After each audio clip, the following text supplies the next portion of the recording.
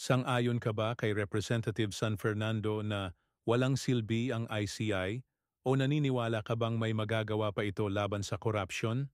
Matindi ang naging pahayag ni Kamanggagawa, Party List Representative Ely San Fernando matapos niyang tawaging toothless at useless ang Independent Commission for Infrastructure, ICI, sa gitna ng investigasyon hinggil sa kontrobersyal na flood control project scam. Sa isang press conference nitong Oktubre 16, sinabi ni San Fernando na nawawalan na siya ng tiwala at pag-asa sa ICI matapos magdesisyon ang mag-asawang kontraktor na sina Curly at Sarah Diskaya na hindi na makipagtulungan sa investigasyon nang walang anumang kaparusahan. Ang mag-asawang Diskaya ay mga suspect sa ghost at anomalous flood projects at tinukoy na sangkot.